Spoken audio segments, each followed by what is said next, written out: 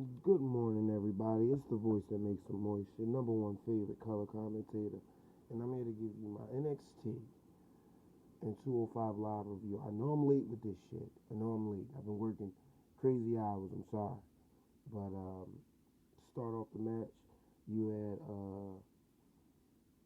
Brandy K defeating the boxer MMA chick, and her homegirls out there helped out a little bit. It's pretty much a double team. It should have been a handicap match. At the end of the day, there's a couple of good moves.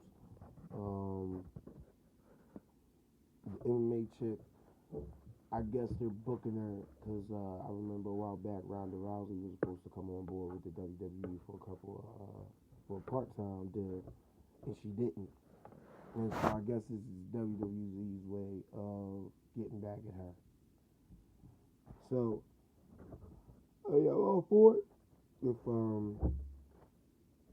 just got to book better. I mean, for the women's division, we all know that it's not really going anywhere. It's right now, and I feel as though as Ember Moon and Randy Kay, moves up after Asuka lose the title, you'll see these two fighting for the title. I think Ember Moon's gonna win it first, and then they're gonna start a rivalry with Brandy Kay if she's still down there. Because you know how WWE does. Just because you're not the champion doesn't mean you won't get moved up. So, that's how that goes. Authors of Pain versus the Jobbers, because there's no need. That was a complete, I'm going to kick your ass squash match. And whoever hasn't watched NXT, all of these episodes for the holidays have been pre-taped. So, most of the results I already know. Unfortunately, read the spoilers, guy.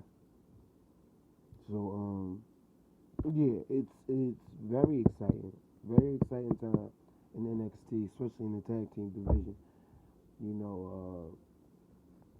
Authors of Pain is next up after the Revival gets their rematch. I see them beating them guys and moving on. You got Johnny and Tampa, who I think after they lose their titles, they'll go on to be great tag team titles, and plus you can use them up there in the cruiserweights. So it's good on them. Good on them. I want to see Authors of Pain with the belt within the year. If you don't give them the belt, get them off NXT, send them to Raw, and let them be as dominating as they've been on NXT. That's how you book off. Like Shield back in the day, yeah.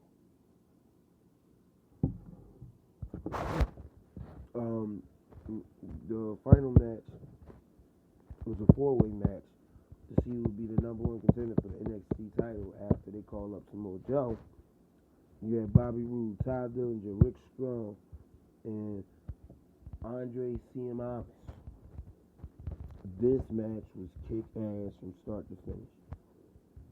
Period. Everybody in this match boarded, especially Rick Strong, who looked it fucking great out there. He looked it great. It just his move set. You think, being the fact that he's a little guy, you don't think he got a lot of strength.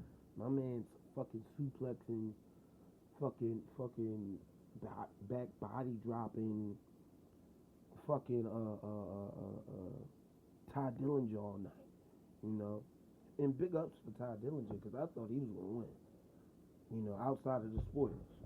I already knew, but I thought he was gonna win. I'm glad they went with Bobby Roode, because he's fucking smoking hot, and not to put the title around him right now is stupid. It's just fucking dumb. So, I would rather see him go up against Joe, because they already have a tandem since working together in TNA. But if not him, I would think the next best person would be for Bobby Roode to go against and win the title from Shinsuke Nakamura. My whole thing is, how long are you gonna keep Shinsuke down there? Do you keep him down there to like Battleground? Because Samoa Joe's moving up before WrestleMania, guaranteed, guaranteed. So I want to see how that's going to play out, if you ask me. Okay, that was SmackDown, and here's my 205 Live. Pretty much recycled matches, and I don't like this. I don't like this. So the first match, the new luchador. Okay, I forget his name, and also I forget the Hindu guy's name. I remembered it last night. That's crazy, but that was a good match. Nothing really to report there. A couple of moves that was okay.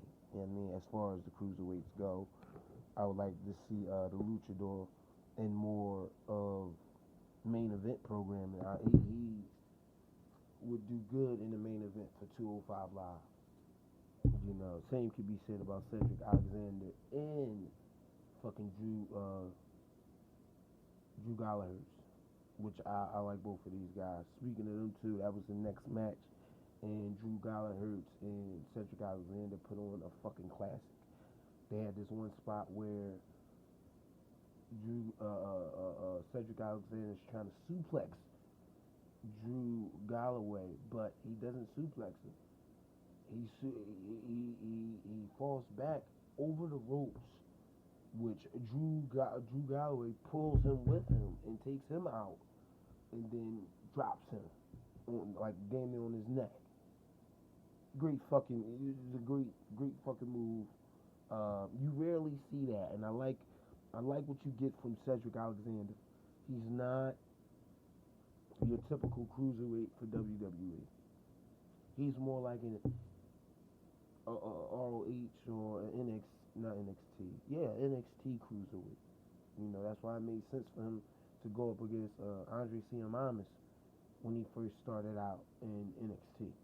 It just made sense. They're similar styles. They're quick, also strong. I wouldn't consider them cruiserweights. They're like a Jericho in 2000. Like, Jericho was still almost at that cruiserweight level, but he was damn sure a heavyweight. You get what I'm saying? Like, he had the charisma to be a heavyweight. And I think you get that with Cedric Alexander. You damn sure get that with Drew Gulak. So, definitely, I want to see Drew Gulak on more main event matches on 205 Live. And I haven't given you a 205 Live review since Neville came back. And speaking of Neville, Brian Kendricks versus TJP and Rick Swann. It's clear that they're going with Neville to be the new face of this company of cruiserweights, and I like it, man. Neville, he's aggressive. He's coming out there. He's not playing games like the first Neville, the first rendition of Neville with the cape and pointing up at the ceilings and all that shit. He's not doing all that fucking smog or the smoke. He's still doing the smoke, but he's more serious. He's more focused, and I like that about Neville. Now, mind you, out of everybody in this 205 Live, Neville is the strongest. Like, he has the most body mass, which is good, but then also crazy. Because when you look at who he's going up against, half these cats fall under 205. Way under, like 140, 150. You get what I'm saying? Look at Brian Kendricks. He's a fucking damn toothpick compared to Neville. So, you know, it's definitely a good thing that Neville is on 205 Live. It brings more eyes on that product. And, you know, God knows it needs it, because I feel as though Raw fucked up. And it's kind of hard to fuck up, and you got 3 hours worth of programming to do. It's just stupid. Like, how the fuck did that happen? Oh, I just don't know what to do with 205 Live. Give them more than fucking 10-minute matches on Raw, and I bet you wouldn't even have needed 205 Live. if they're getting 10 minutes matches. But yeah, I want to see what happens. I want to see get the title on Neville, and I want to see what happens between him and Rick Swan. I think that's gonna be a great match, just because they're both airborne type wrestlers. So they're gonna go for the high flying moves, and it's definitely gonna be entertaining. And that's it, guys. That's my review for NXT and 205 Live. As always, I just got finished the Shawn Michaels package a while ago, maybe Tuesday, and maybe it was Tuesday. But go check that out. I think it's over 24 videos of just pure Shawn Michaels, pure Shawn Michaels. Shawn Michaels versus Goldberg, Shawn Michaels versus RVD, Shawn Michaels versus fucking Batista. It's all on there. It's all in the video package. His best promos. When Shawn Michaels called out Bret Hart. Okay. Shawn Michaels versus The Undertaker, the full match at WrestleMania 25, which is one of Shawn Michaels' greatest matches. Go check that out on my YouTube channel, JP Outlaw Labcast. Can't go wrong. Can't go wrong with that. And if you got some time, create yourself an account on Wrestling Amino. Look for JP Outlaw Labcast on Wrestling Amino. You get up-to-date blogs. I'm always blogging. I'm always responding to the cast that's on there. Definitely check that out. And when I'm gonna leave you guys with this, it's the holiday time, you guys. Family is most important. They come and go. You only get one mother. You only get one brother, one sister. Hold them tight.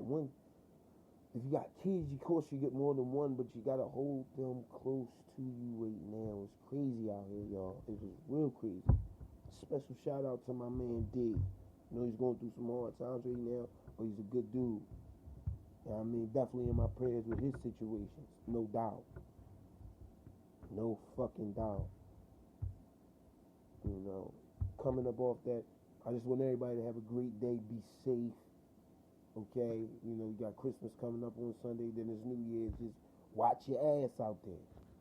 Alright.